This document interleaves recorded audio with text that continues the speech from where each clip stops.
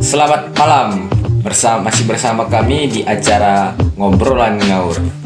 Di sini kami kedatangan bintang tamu dari Citayam, seorang aktivis dari universitas yang tidak bisa disebut namanya.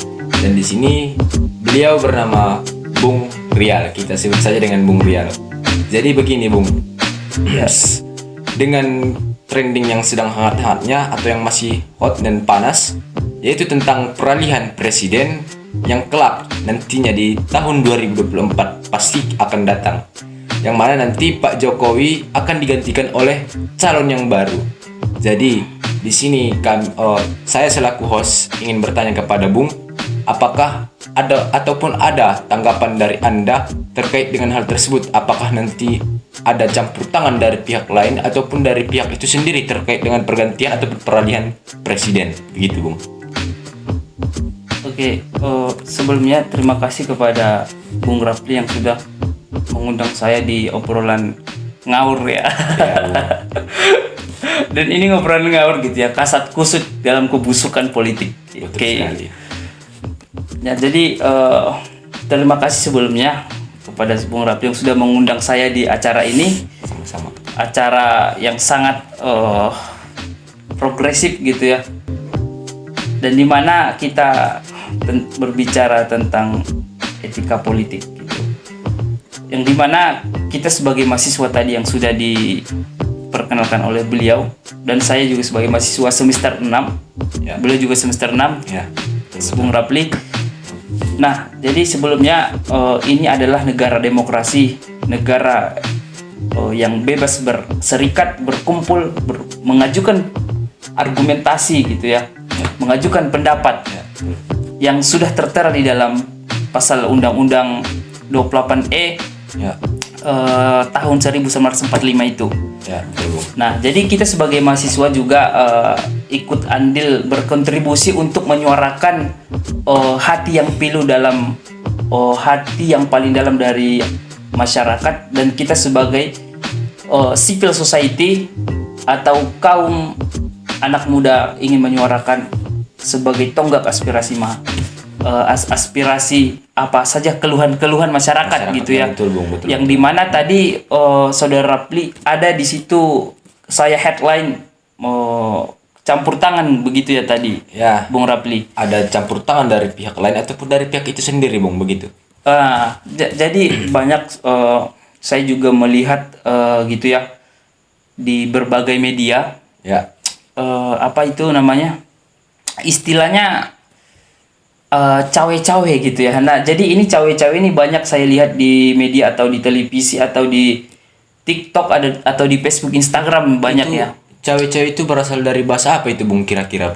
Oh, cawe-cawe itu sebenarnya diadopsi dari bahasa Jawa kuno gitu ya. Jawa yang udah sangat lama. Sangsekerta, Bung. Sangsekerta. Oh, bisa dibilang. Iya. Nah, jadi beliau mungkin membuat grammarnya sendiri tanpa orang mungkin tidak tahu gitu ya. Padahal orang banyak yang tahu istilah cawe-cawe ini gitu. Ya, dulu saya juga baru pertama kali dengar, Bung, istilah cawe-cawe. Iya, saya sebenarnya juga, tapi saya seorang aktivis ya. Bukan aktivis gitu ya. Karena kita mungkin sudah moral force dalam diri kita, harus memang kita ikut berkontribusi bagaimana sih sebenarnya kasat kusut politik di Indonesia gitu ya. Nah, jadi istilah cawe-cawe itu juga saya lihat nge-searching juga, rupanya cawe-cawe itu artinya campur tangan. Nah, jadi campur tangan ini dalam politik ya ingin memperoleh kecurangan gitu ya. Dalam artian tadi Bung Rapli menyampaikan bahwasanya ada ingin memperoleh kecurangan menuju 2024 nanti. Ya, betul. Nah, jadi ini sudah 2023 akan menjelang 2024, tidak akan lama lagi. Setahun lagi kurang lebih, Bung. Yes, kita akan berkontestasi politik, akan menggagaskan ide-ide kita bagaimana seorang warga negara di Indonesia tidak salah memilih gitu ya. Ya. Sebenarnya rakyat tidak ada yang salah memilih, tetapi yang salah itu nanti presidennya, karena dia sudah membuat visi misinya bahwa dia sudah membuat janji-janji, tetapi tidak dijalankan, tidak ditepati. Mereka bukan yang cari solusi, tetapi mereka hanya mencari koalisi gitu ya. Koalisi, betul Koalisi sekali. itu kan berkolaborasi untuk bekerja sama bagaimana untuk apa namanya berkontestasi untuk memperebutkan kekuasaan. Nah, dengan memperebutkan kekuasaan ini, mereka, Bung Rapli, Ya. kita lihat di berbagai media gitu kan, apapun tantangannya mereka itu untuk memperoleh kekuasaan ini membuat menghalalkan segala cara. Ya, Bagaimanapun caranya kita akan menang walaupun tidak halal lah ya, dengan tanda kutip, walaupun mereka itu membuatnya secara politik yang tidak etis gitu ya. Ya. Karena kita kan berbicara etika politik hari ini. Ya. Mereka tidak membuat statement yang sangat krusial gitu ya.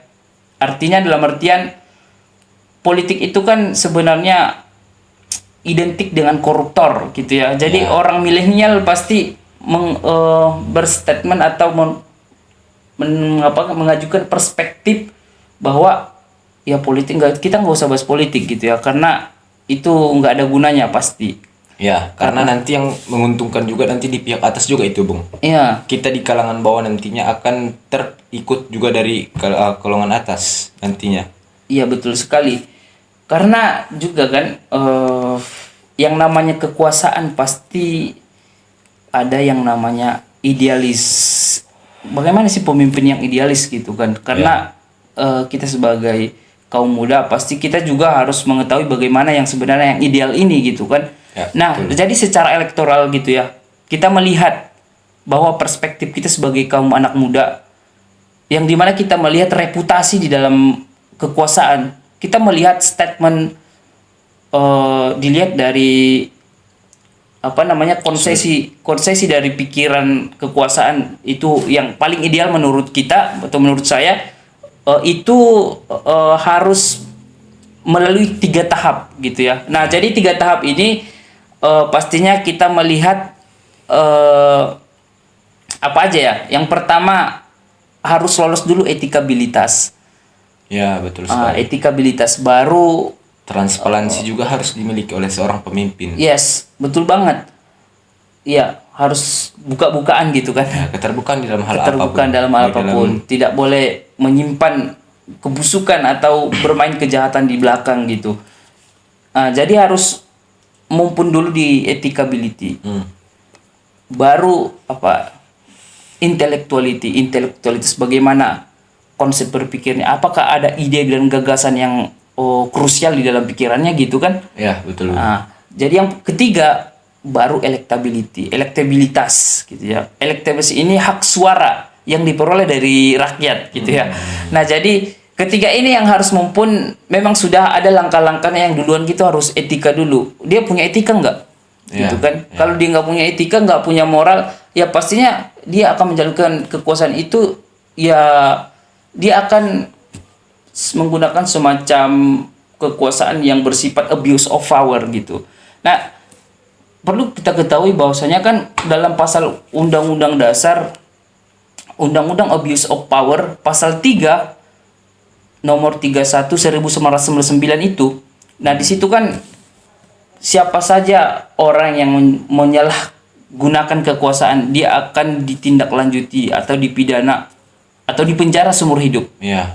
Nah, jadi kita lihat dari dalam rehabilitasi kekuasaan, mereka bukan yang di penjara seumur hidup, tetapi mereka itu seperti ya aman-aman aja gitu kan, karena mereka mungkin punya kekuasaan, nggak bisa diapa-apain. Ya bahkan siapa yang mau menjarain itu, yang misalnya nanti hakim itu akan ditekan oleh kekuasaan itu, tidak bisa, bagaimanapun mereka itu seperti masif gitu ya.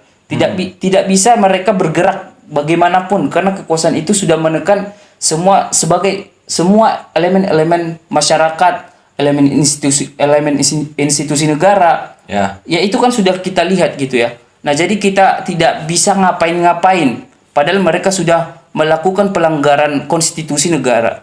Di pasal 3 itu kan sudah kita lihat kan, pasal 3 Undang-Undang Dasar nomor 31 1999 itu sudah pasti mereka sudah gunakan kekuasaan. Kenapa? Karena dalam pasal undang-undang, kita berbicara undang-undang ya supaya autentik gitu ya.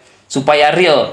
Nah, jadi dalam pasal undang-undang berapa ya? Pasal 7 Negara Republik Indonesia Undang-Undang Dasar 1945 kita melihat dalam bunyinya setiap presiden itu menjabat 5 tahun Di dalam satu periode. dalam satu periode. Ya. Dan juga yang paling lama itu presiden menjabat selama 2 periode. Iya, Tidak betul ada 3 sekali. periode, tidak ada 4 periode. Iya, dalilnya begitu pas yang dikatakan oleh Bung Rapli ini bahwasanya 2 periode di dalam konstitusi pasal 7 itu sudah ditentukan bahwa yang kita sebagai kekuasaan atau ingin menjabat, jadi kita harus taat konstitusi dulu.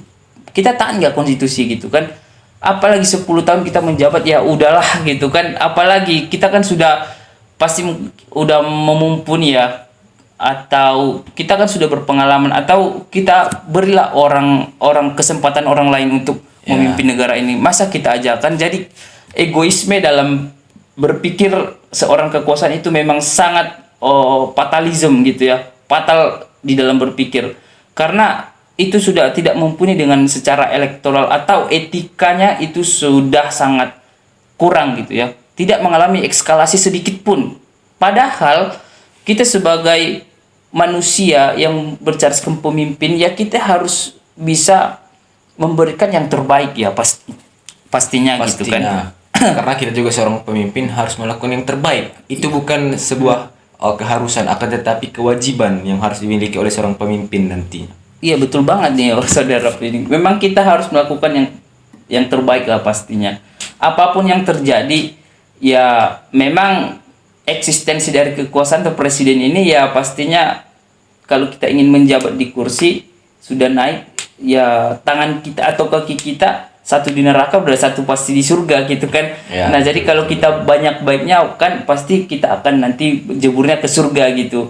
Nah, kali banyak kasat kusut kebusukan di dalam scene of scene ya, atau bermain di belakang yang tidak secara etis ya, jadi terjadi semacam kecurangan ya. Tetapi kecurangan ini kecurangan yang secara halus.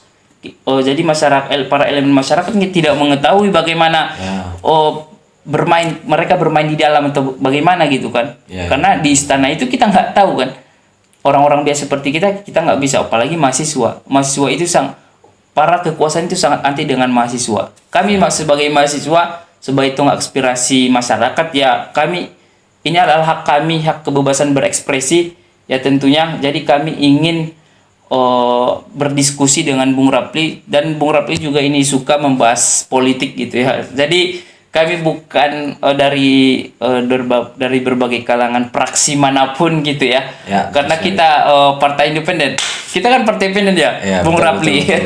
Dan juga acara ini tidak ditunggangi oleh partai manapun, akan tetapi di sini mewakili aspirasi dari masyarakat, maupun itu dari kalangan manapun, dari elemen manapun. Yang penting dapat memajukan kesejahteraan bangsa kita, bangsa Indonesia. Ya, betul banget. Karena kita mengetahui kan supaya adil dan makmur, supaya sejahtera, pastinya kita harus, demi keadilan sosial kita harus membayar pajak gitu ya. Karena pajak itu cara biadab untuk memperoleh peradaban gitu ya. Cara biadab untuk memperoleh peradaban. Dengan cara biadab pun kita tetap akan membayar pajak. Kenapa? Demi keadilan sosial. Nggak mungkin saudara Rapli sebagai masyarakat warga negara Indonesia, tetangganya ada di sebelah, saudara Rapli sekolah, tetapi yang di tetangganya nggak sekolah. Ya, betul juga, betul. Bung Rapli ini dia makan enak-enak di rumah, tetapi di sampingnya nggak makan. Nah, ini kan sudah biadab banget gitu ya, kita sebagai manusia yang mempunyai care for humanity gitu ya, peduli terhadap manusia ya, tentunya kita harus memumpuni lah ya. Artinya kita harus secara manusiawi ya, nggak boleh lah kita sebagai manusia harus melakukan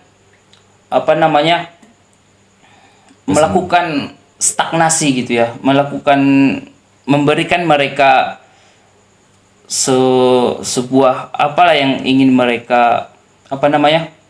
Ketimpangan begitu, Bung. Ya, ketimpangan artinya kita apa yang kita berikan di saat mereka butuh gitu ya. Karena mungkin mereka butuh nasi gitu kan. Jadi betul. kita harus memberikan sekantong beras supaya mereka makan gitu Ya, kan. ya, betul, betul, betul. Supaya kita sejahtera. Tidak akan dikatakan sejahtera apabila kita masih ada rakyat kita yang belum makan, yang nggak bisa makan gitu kan. Artinya kita menderita ya pastinya kan. Yang sengsara gitu ya. Ya sengsara. Oke. Karena banyak sekarang kita lihat gitu ya dalam era bonus demografi ini kita mau bagaimana menjadi bonus, Bung? Karena bonus demografi itu harus mempunyai apa namanya ya? IQ yang harus bisa dikatakan dengan yang normativity-nya 115 ya kita katakan. Nah, sementara IQ kita orang Indonesia cuma 70. Iya kan? Kita itu berbagai data ya, data statistik Asia yang kita sampaikan ini. Ya, ini memang secara de facto-nya gitu ya. Kita melihat di berbagai media bahwa kita mumpuni hanya 70 IQ. Sementara Singapura 115, guys. Nah, jadi Vietnam itu 105. Dan mereka masih mumpuni 100 ke atas. Malaysia juga begitu. 100-an lah gitu ya. Nah, jadi kita 70, bagaimana kita mau maju sementara secara IQ kita intelektual masih minim, masih kurang gitu kan. Jadi perlu juga rehabilitasi dari kekuasaan. Mereka itu bukan memperpanjang jalan tol gitu ya, tapi memperpanjang jalan pikiran atau memberikan asupan-asupan kepada bayi-bayi, asupan bubur atau asupan vitamin gitu ya, untuk bagaimana mereka itu menjadi generasi yang cemerlang, cerah ya, supaya mereka juga secara kognitif ya, secara kognisi mereka itu mumpuni dan mampu berkembang di tahap kancah internasional. Karena bonus demokrasi itu bila disebut bonus demografi bila dia bisa berkompetisi di era internasional bukan di nasional gitu ya. Itu pengertian bonus demografi. Bonusnya itu kita sebagai manusia, kita sebagai ciptaan Allah Subhanahu wa taala, tentunya kita harus mempunyai upaya ya meningkatkan regenerasi yang secara finansial ya, secara materialistis kita harus memumpuni supaya kita bisa mengindikasikan kepada bayi-bayi supaya dia tidak mengalami yang namanya stunting ya. Jadi stunting ini kan akan kurang gizi ya, kurang gizi gitu. Karena gizinya itu kan berkurang, maka nanti perkembangannya mungkin pasti akan terhambat gitu ya. Di pikirannya, di otaknya, sarafnya semua perkembangannya itu tidak efektif. Nah, ini yang membuat kita sebagai manusiawi ya di era bernegara ini harus ikut andil dalam hal tersebut. Ya, harus ikut andil walaupun kita tidak pemerintah. Memang kita sebagai mahasiswa hanya bisa berbicara, mengkritik, karena kritik itu kan jalan untuk keluar ya, menguraikan aja. Kita tidak bisa mencari solusi. Siapa yang mencari solusi? Ya pastinya pemerintah kan. Ya kalau kita mau dicari solusi, oke, kita cari solusi, tapi bayar dulu kita gitu kan, dibayar dulu kami, baru kami cari solusinya. Bagaimana caranya kan? Kalau ada uang ya pasti akan lancar semua. Nah, jadi kalau tidak memumpuni ya artinya akan terhambat semuanya. Ya. Baik. Mungkin penjelasan yang sangat menarik, akurat dan cukup reliable dan validitas sekali dari penjelasan Bung Rial. Yang mana tadi pertanyaannya tentang gaya pemerintahan yang kelak akan datang di tahun 2024 telah dijawab semuanya di bagian skrip. Di bagian skrip ini telah dijawab semuanya. Belum lagi dilontarkan pertanyaan tersebut, akan tetapi Bung Rial telah mengetahui apa soalnya dan telah dijawab. Itulah ilmu tersendiri dari Bung Rial. Mungkin itulah ya. Dan juga dari sesi penjawaban dari Bung Rial tadi memakan waktu hampir setengah jam. Itulah tidak sia-sia kita mengundang Bung Rial dari Citayam menuju Sedimpuan. Dan juga benefit yang didapat Bung Rial nanti akan lebih besar karena tidak dilontarkan pertanyaan, Bung Rizal telah menjawab pertanyaan-pertanyaan yang ada di skrip. Tidak sia-sia sekali. Dan juga saya sebagai host sangat senang sekali Anda datang ke sini, Bung Rial. Kapan-kapan lagi Anda mungkin bisa berkunjung lagi. Kami undang di acara TV kami, yaitu acara TV Metro TV, dan yang dibintangi ataupun yang di reporteri oleh saya sendiri, Rapli Ardana. Ya, mungkin itu saja acara kita pada malam hari ini.